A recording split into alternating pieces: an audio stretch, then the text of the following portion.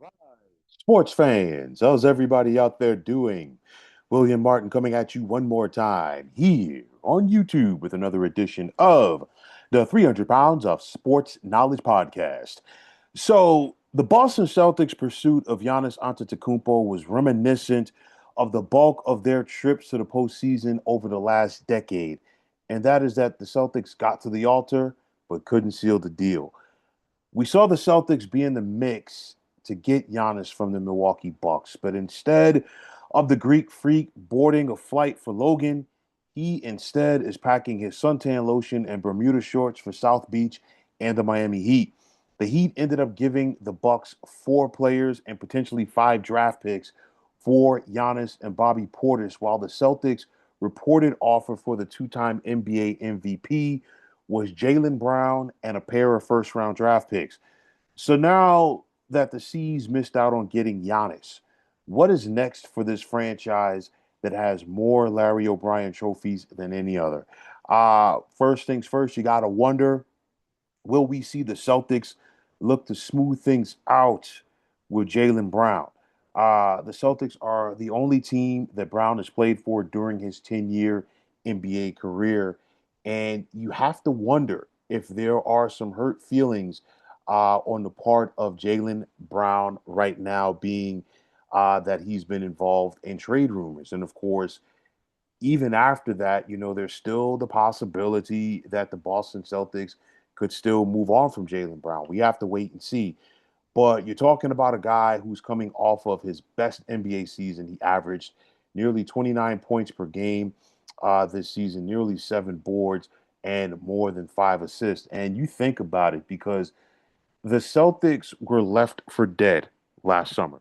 We know about the Achilles injuries that Jason Tatum suffered in the 2025 playoffs. They traded Drew Holiday. They traded Kristaps Porzingis.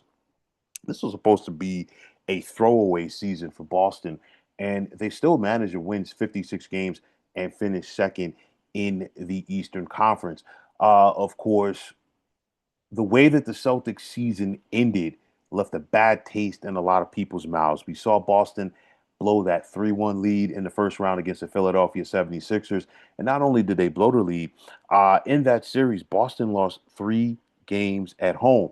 So the questions, there are going to be multiple questions for the Celtics, but one big question is, do they still believe that they can win a championship with Jason Tatum and Jaylen Brown? We have to wait and see.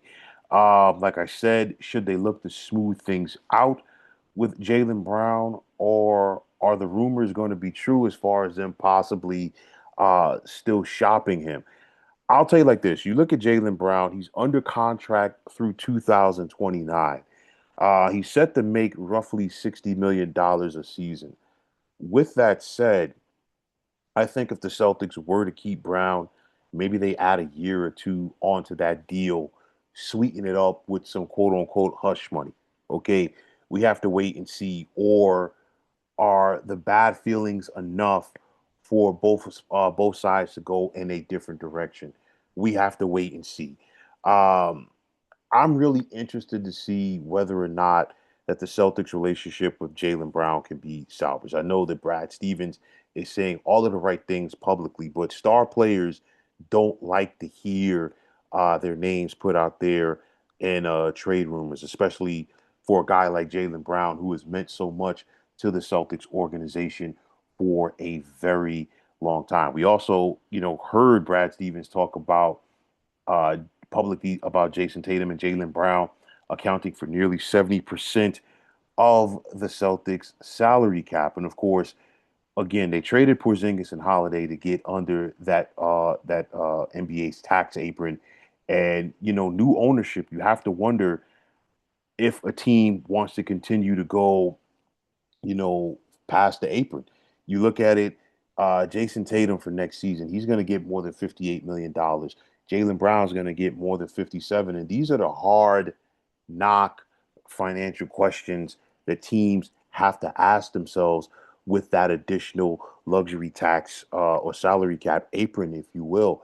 Do you want to go into that threshold, or do you want to try to bring your tax bill down as much as possible? And in the case of a Jaylen Brown, hypothetically speaking, you trade him and you probably get a couple of players back for that salary.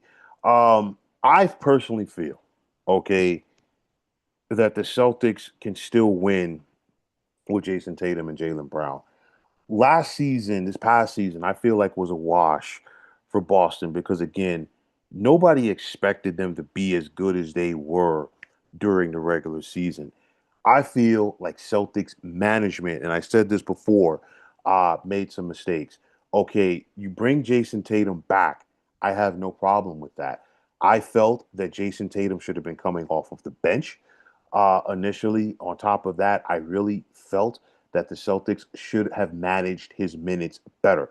They were playing Jason Tatum right out of the chute as if Jason Tatum had his legs back completely from the Achilles injury. And of course, when they needed him the most in game seven, Jason Tatum was unavailable. I've said this before, the Celtics live and die by the 3-point shot. That philosophy has to change. Jason Tatum and Jaylen Brown are both better when they are driving and getting to the basket and posting up and playing closer to the basket. They can hit the outside shot, yes, but it should not be one of those things where you know what they focus solely on. Okay, that means that the organization needs a philosophy change. So I do still feel that the Boston Celtics can win with Jason Tatum and Jaylen Brown. They just need to alter the recipe. Of course, some people may be wondering if the New York Knicks winning a championship, is going to alter or change the Celtics game plan. I don't think it should. Okay, I truly don't think it should. If you're the Celtics, you have proven that you can win in recent history. And again, like I said before, it's just about the slightly altering and making adjustments. So maybe, the Celtics missing out on Giannis, I think was a blessing in disguise in my book because I feel like, again, and I said this about Giannis going to the Heat. I also said this back when Giannis, put it out there that he no longer, for the most part, didn't want to play with the Bucks, that the grass was not always going to be greener and on the other pasture. And of course, that pasture is Miami. I don't think that Giannis would have fit in Boston. I really don't think so. Okay.